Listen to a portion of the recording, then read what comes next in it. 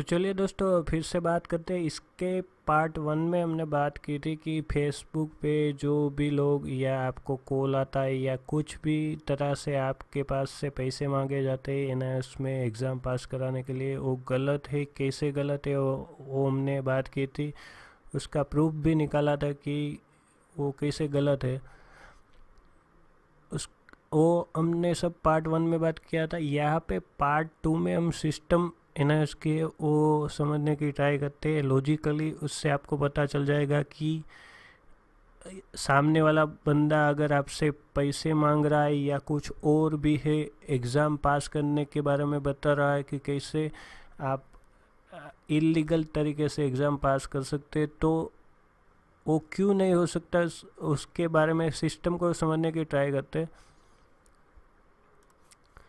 तो एक तो आपका जो एनआईएस का जो एनआईएस है वो कुछ इस प्रकार से होता है कि एनआईएस का जो भी आपका हेड क्वार्टर होता है उसके अंडर में सारे रीजन सेंटर आते हैं और उसके अंडर में कई कई कुछ सब रीजन सेंटर भी आते हैं, और या फिर इसी रीजन सेंटर के अंडर में आपके जो स्टडी सेंटर है वो आते हैं। अब मेनली आपका जो स्टडी सेंटर है वो एनआईएस का अपना नहीं होता है, या वो किसी और बोर्ड से जुड़ा होता है, वो स्कूल ही होता है। एक्चुअली एनआईएस का जो भी मेनली स्टडी सेंटर है वो या तो स्कूल होता है या तो एनजीओ होता है, कोई भी एनजीओ। ये दोनों एनआईएस के रूल के मुताबिक उसके पास जो बेसिक फैसिलिटीज़ है वो ज़रूरी है।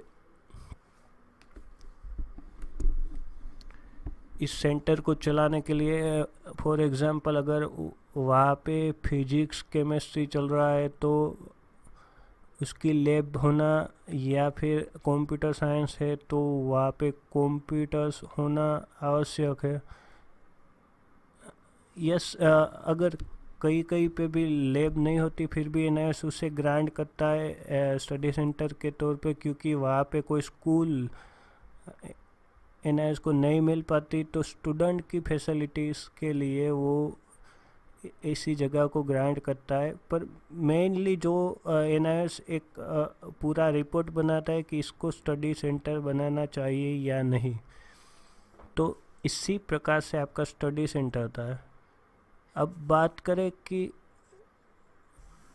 एनआईएस की एग्ज़ाम की, तो एग्ज़ाम मोस्ट ऑफली स्टडी सेंटर पे आपका जो प्रैक्टिकल एग्ज़ाम है वो होता है, और कोई और स्कूल वहाँ पे आपका जो थियरी का एग्ज़ाम है वो होता है। प्रैक्टिकल एग्ज़ाम आपका मोस्टली स्टडी सेंटर पे होता है। जहाँ बात करें ओडी की, तो ओडी आपका रीजन सेंटर पे ही होता है। तो जो पूरा स्टडी सेंटर स्कूल जो होती है, अब यहाँ पे देखिए हमने पहले बात की स्टडी सेंटर भी एक स्कूल होती है, और जो स्कूल में आपकी थियरी एग्ज़ाम होती है वो भी एक स्कूल होती है। अब ये कोई भी स्कूल लीजिए, वो एनआईएस की एग्ज़ाम ठीक है लेती है, पर वहाँ पे दूसरी बोर्ड भी एफिलेट होते, जैसे कि कहीं पे सीबीएसई होता है, कहीं पे आईसीएसई होता है, या फिर आपका स्टेट बोर्ड वहाँ पे होता है। मतलब कि ये स्टेट बोर्ड की स्कूल सीबीएसई या एनआईएस सॉरी एससी के जो स्कूल होती है वहाँ पे एनआईएस अपनी एग्ज़ाम और स्टडी सेंटर कंडक्ट करते हैं। तो इसी सिस्टम पे बेस हम बात करते हैं। तो अगर पहले से बात करते हैं कि जो पहली हाईएस्ट अथॉरिटी है वो उसके बारे में, तो वो है एनआईएस का हेड क्वार्टर, जो आपको बता दें कि एनआईएस पूरा ministry of HRD government of India के अंडर आता है, और वो दुनिया की ओपन स्कूलिंग की लार्जेस्ट सिस्टम है। उसके लिए उसे बहुत सारे अवार्ड भी मिल चुके हैं और ISO 9001 2008 सर्टिफाइड भी है। और उसके अगर अभी के NIS के चेयरमैन की बात करें तो चंद्रा बी शर्मा जो PhD है UK से। तो अब इतनी बड़ी ये जो अथॉरिटी है वो ये NIS का जो चेयर संभालती है। तो आप देख सकते हैं यहाँ पे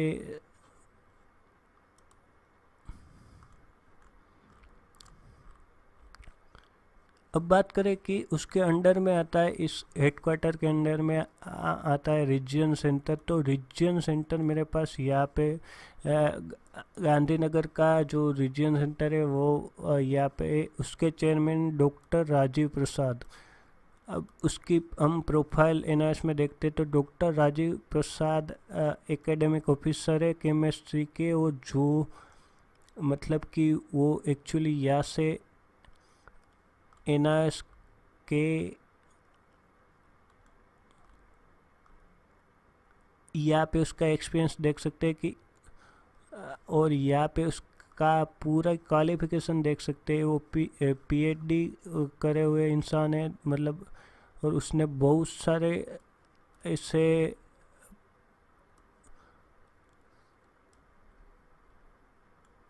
अपने एकेडमिक डेवलपमेंट भी किए हैं। और तो मतलब कई और वो बहुत सारे यहाँ पे आप देखिए कि आर्टिकल भी उसने लिखे हुए हैं। और एक्चुअली बात करूँ तो ये हमारा सब्जेक्ट नहीं है। हम यहाँ पे बात करें कि NIS में कहाँ पे कुछ रह जाता है कि जो आपको समझना पड़ेगा। तो ये देखिए यहाँ पे आपको ये जो डॉक्टर राजीव प्रसाद है वो यहाँ पे मैं यहाँ पे दिखाना चाहता हूँ आपको कि वो गांधीनगर के रीजन डायरेक्टर है, जबकि वो खुद यूपी से है। वो खुद यूपी से NIS हेडक्वार्टर से है। तो मतलब यहाँ पे आपको समझना चाहिए कि NIS का जो बंदा होगा वो आपके रीजन का नहीं होगा। जहाँ NIS के जो भी हेड करता होगा आपका रीजन का वो वहाँ का नहीं होगा। NIS के एक सिस्टम है कि अगर आपके वहाँ पे जो रीजन डायरेक्टर है वो किसी और स्टेट का होगा और आपके स्टेट का जो कोई भी हेड है वो दूसरे स्टेट में होगा। तो ऐसे ही चलता रहता है।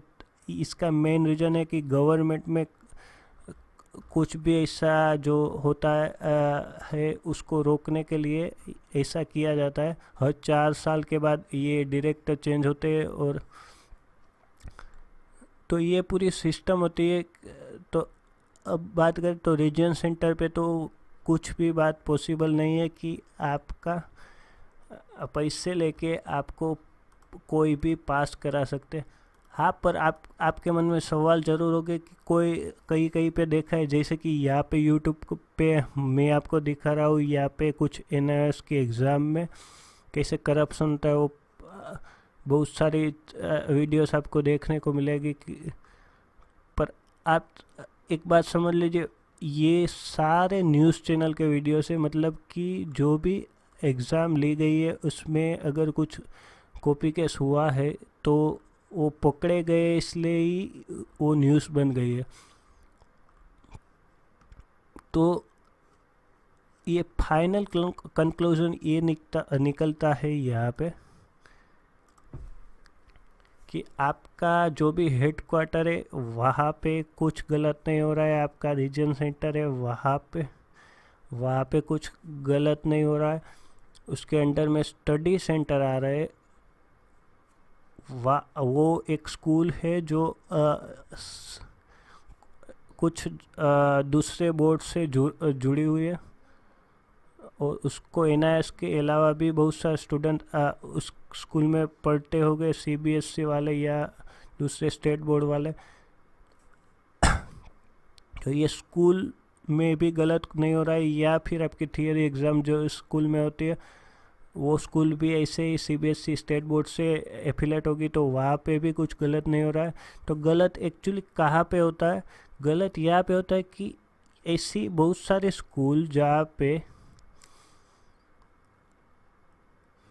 वो नाम वो स्कूल का रहता है पर उसको संभालते कुछ गिने चुने लोग वहाँ के कुछ टीचर्स और टीचर। फॉर एग्ज़ाम्पल यहाँ पे मैंने बहुत सारे एनजीओ जैसे कि और स्कूल देखे जहाँ पे एनआईएस तो होता है, पर वो एनआईएस पूरा कोई एक सर चला रहे होते हैं वहाँ पे स्कूल पे। उसके प्रिंसिपल को तो पता भी नहीं होता कि हमारे स्कूल में जो एनआईएस है वो चल रहा है। तो ऐसी जो कुछ जगह होती है वहाँ पे सब होता है। और वो कैसे होता है वो आपको बता दूँ, वो भी गलत है, वहाँ पे भी पैसे देना गलत है। तो मतलब कि यहाँ पे पूरा कंक्लूजन निकलता ये है कि पहला आपको एनआईएस की एग्ज़ाम दिए बिना सर्टिफिकेट मिल जाएगा। एग्ज़ाम आप दे भी नहीं रहे फिर भी आपको सर्टिफिकेट मिल जाएगा, ये तो हो ही नहीं सकता कहीं पे भी।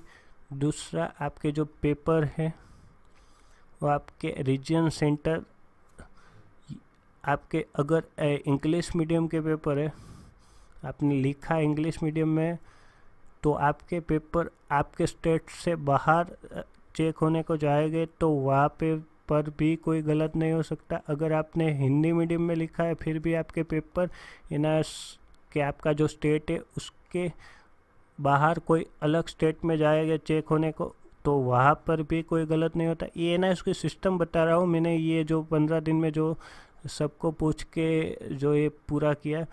अगर आप रीजन मीडियम में एनआईएस का एग्ज़ाम लिखते हैं, मतलब कि आपने गुजराती या कोई दूसरी बंगला या कोई और लैंग्वेज में लिखा है, तो वो आपके स्टेट में ही चेक होते हैं। पर ये आपके स्टेट में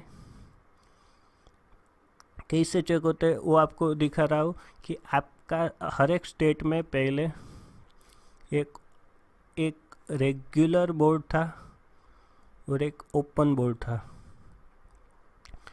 अब क्या हुआ कि एनआईएस जब आया तो एनआईएस ने बहुत कम लोग जानते थे, तो उसके लिए एनआईएस ने क्या किया, और ये ओपन बोर्ड को भी आपके स्टेट के ही, जैसे कि गुजरात है तो गुजरात ओपन बोर्ड था पहले, तो इसको भी आपको बहुत कम लोग जानते थे। तो इस दोनों को एनआईएस ने क्या किया कि इसको अपने में इंटीग्रेट कर दिया। तो मतलब अब इसका नाम नहीं रहा, अब पूरा जो ये गुजरात ओपन बोर्ड है वो भी आपका एनआईएस ही हो गया।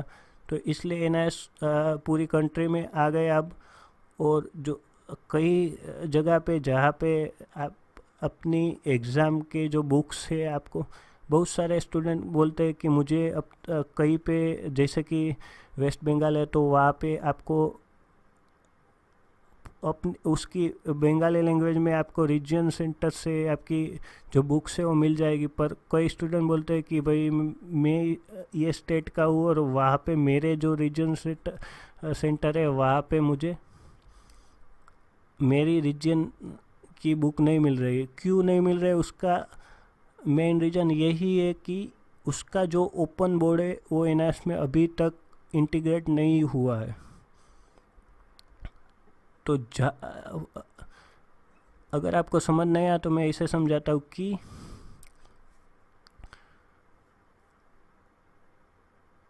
अगर फॉर एग्ज़ाम्पल अगर गुजरात ओपन बोर्ड आपको एनआईएस में अगर मिक्स हो गया है, तो आपको गुजरात में आपको गुजराती मीडियम की भी एनआईएस की बुक्स मिलेगी, एनआईएस का सिलेबस की बुक्स मिलेगी। जबकि अगर आप जाए तो वेस्ट बंगाल में उसका, या फिर उड़ीसा में, तो अगर उसका रीजन सेंटर एनआईएस में इंक्लूड नहीं हुआ है तो वहाँ पे एनआईएस भी होगा, उस स्टेट का ओपन बोर्ड भी होगा और उस स्टेट का रेगुलर बोर्ड भी होगा। तो ये 3 बोर्ड हो गए। तो ये दोनों अलग अलग है, इसलिए एनआईएस ने वहाँ पे आपको इंग्लिश और हिंदी दोनों मीडियम में ही बुक्स मिलेगी। आपको अपने रीजन सेंटर की रीजन मीडियम में बुक्स नहीं मिलेगी।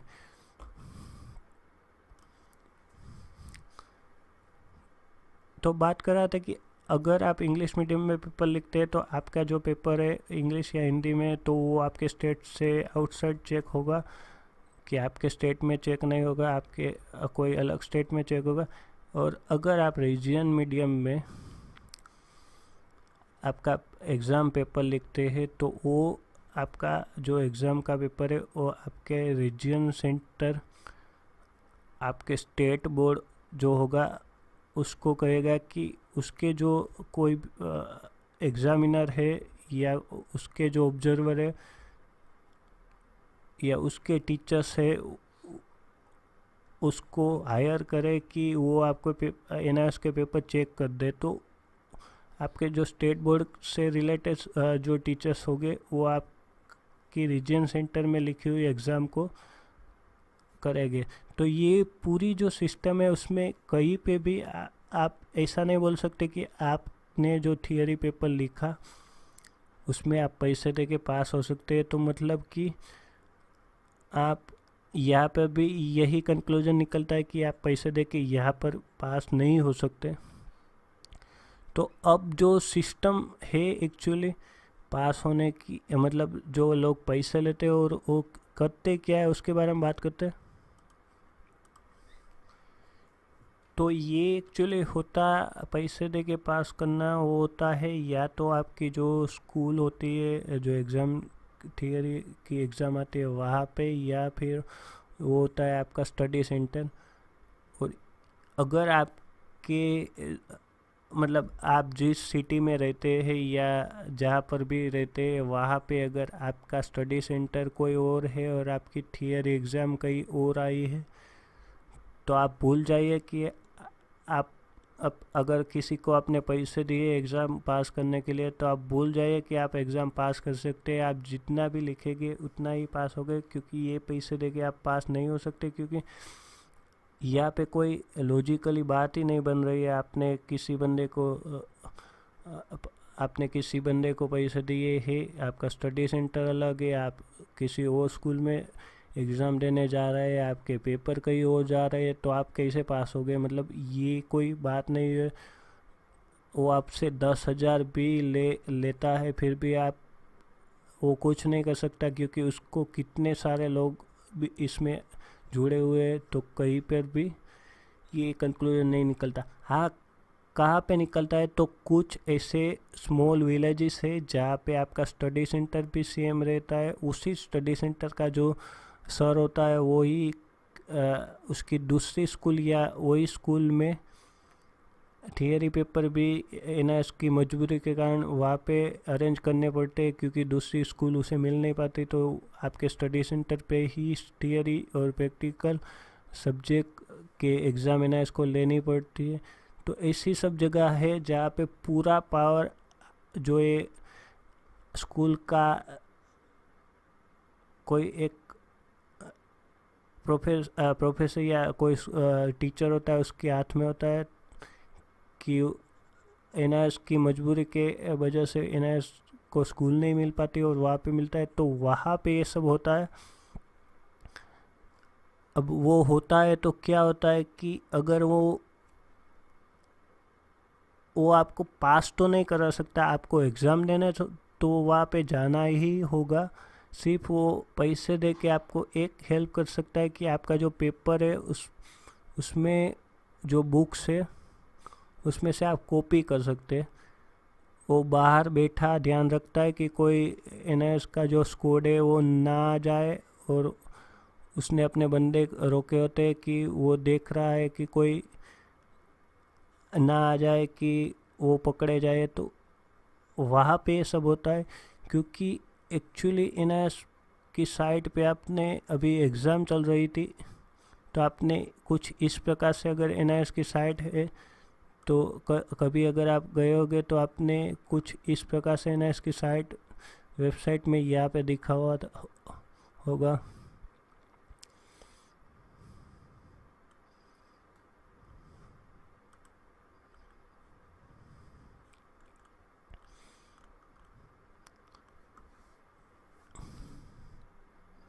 यहाँ पे आपको NIS की साइट पे यहाँ पे देखने को मिलेगा list of post office for booking of sensitive material of March April 2070 examination.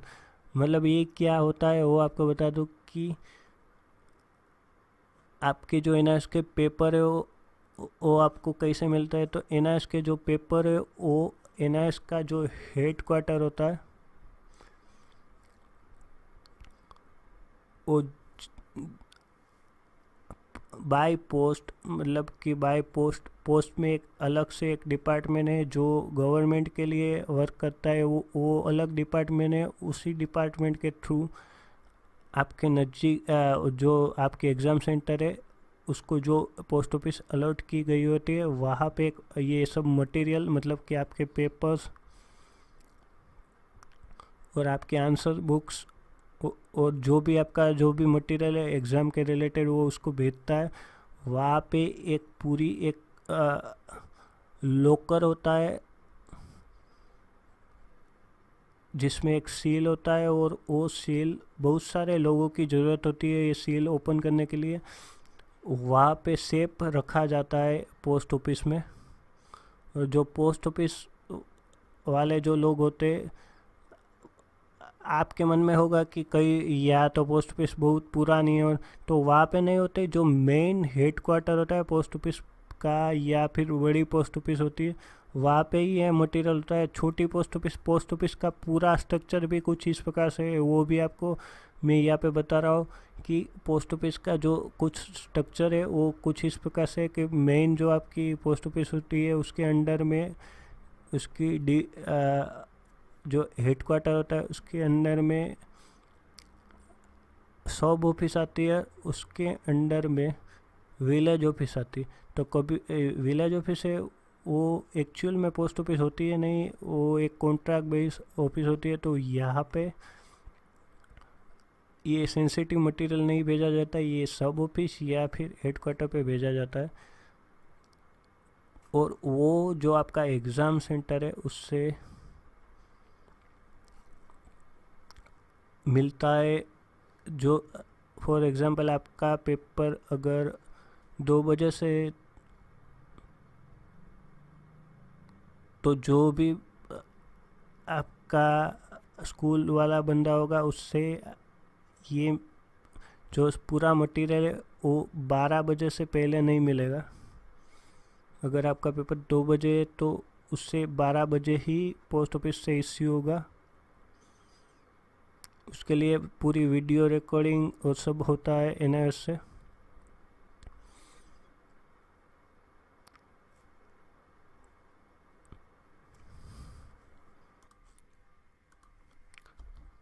तो फाइनली जो भी कंक्लूजन निकला वो ये था कि आपको वहाँ पे जो पैसे लेते हैं वो कॉपी कराने के लेते हैं। अब बात कीजिए कि कॉपी कहाँ पे होती है। वो हमने देख लिया कि जहाँ पे कहीं पे स्टडी सेंटर और आपका एग्ज़ाम सेंटर भी एक ही होता है NIS की मजबूरी के कारण वहाँ पे कुछ इस प्रकार से होता है। पर फिर भी यहाँ पे जो पूरी वॉच रहती है तो ये कुल मिलाकर आपको अगर हम परसेंटेज में कन्वर्ट करें तो ये ऐसा ऐसा कुछ 2 या 3% जगह पे ही होता है। क्योंकि तो उसमें से भी जो ये कॉपी वाला जो इश्यू है वो कुछ 1 या 2% जगह पर ही चलता है। और अगर वो भी NIS को पता चलता है तो क्या होगा, उसके जो रूल है वो बहुत ही ख़राब है कि वो NIS से वो सेंटर तो डिस एक्रेडिटेशन हो जाएगा। तो वो तो ठीक है, चलो कोई समझता है कि उसमें क्या है वहाँ पर फिर भी वो जो दूसरे बोर्ड से भी एफिलेट होगा वहाँ पर से भी उसको उस स्कूल को निकाल दिया जाएगा। मतलब कि अगर NIS में वो कॉपी कराता है तो NIS से तो निकलेगा ही, CBSE या स्टेट बोर्ड से भी उसका जो एफिलेशन होगा वो भी कैंसिल हो जाएगा। NIS पब्लिसिटी भी करेगा उसके खिलाफ। जो हमने अभी वीडियोस देखे थे यूट्यूब पे वो इसी का बात थी कि NIS पब्लिसिटी करेगा उसके अगेंस्ट। तो मतलब वहाँ उसकी रेपुटेशन भी जाएगी और इंस्टीट्यूशन अदर देन एआई जहाँ पे एग्जामिनेशन होता है उसका यूएफए कमिटी से पेनल्टी भी लग सकती है, मतलब कुछ उसको उसके ऊपर पेनल्टी भी लग सकती है। तो ये सब एनालाइज करता है। तो मतलब अगर कोई भी स्कूल रेप्यूटेड है कुछ तो वो नहीं करेंगे ऐसा, मतलब कॉपी आपको करने देगी ऐसा नहीं हो सकता, क्योंकि वहाँ पर कॉपी हो ही नहीं सकती। क्योंकि अगर वो पकड़ी जाएगी तो वो तो आपको एक बार कॉपी करने को देगी, पर अगर वो पकड़ी जाएगी वो स्कूल तो उसको तो उसके बाद क्लोज ही कर देना पड़ेगा। उसका जो पूरा फ्यूचर है स्कूल का वो एंड हो जाएगा। तो मतलब ये पूरी बात का जो कंक्लूजन है वो ही निकलता है कि आप मत करिए ऐसा कि किसी को पैसे दे कि आप कॉपी कर रहे, या फिर आप पैसे दे के पास करने की कोई बोल रहा है तो आप उसको कांटेक्ट करें। नहीं, ऐसा कुछ नहीं होता। उससे भी अगर आपको है ना, उससे भी फिर भी आपको ऐसा लग रहा है कि आप एन से कुछ आपको हार्ड पड़ा है एग्ज़ाम पास करना, तो हमने उसका एक सॉल्यूशन निकाला है कि आप इजी से इजी तरह से एन को पास कर सकते। आप ओडी से हमने कोई सॉल्यूशन नहीं निकाला, एन ने ही सॉल्यूशन दिया है, ओपन ऑन डिमांड एग्जामिनेशन। वो आप देख के एन को पास कर सकते।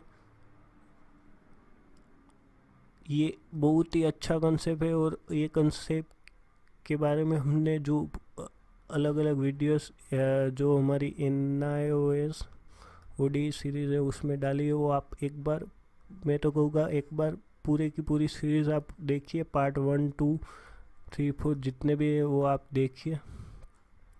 तो आपको जो भी ओडी के बारे में पता चल जाएगी कि आप को पब्लिक एग्जामिनेशन में दिक्कत हो रही है तो आप कैसे ओडी ही देख के भी, जो पब्लिक एग्जामिनेशन वाला बंदा जो सर्टिफिकेट लेता है वही आपको मिलेगा। किसी को भी पता भी नहीं चलेगा कि आपने ओडी दी है या पी दी है। मैं ऐसा नहीं बोल रहा कि मैं बोल रहा हूँ, एनआईएस खुद बोल रहा है कि आप अगर पी देते या ओडी देते दोनों में सर्टिफिकेट तो आपको सेम ही मिलेंगे। तो मतलब आपने पी दी है तो आपके सर्टिफिकेट में ऐसा नहीं लिख के आएगा कि आपने पब्लिक एग्ज़ाम दी है या ओडी दी है।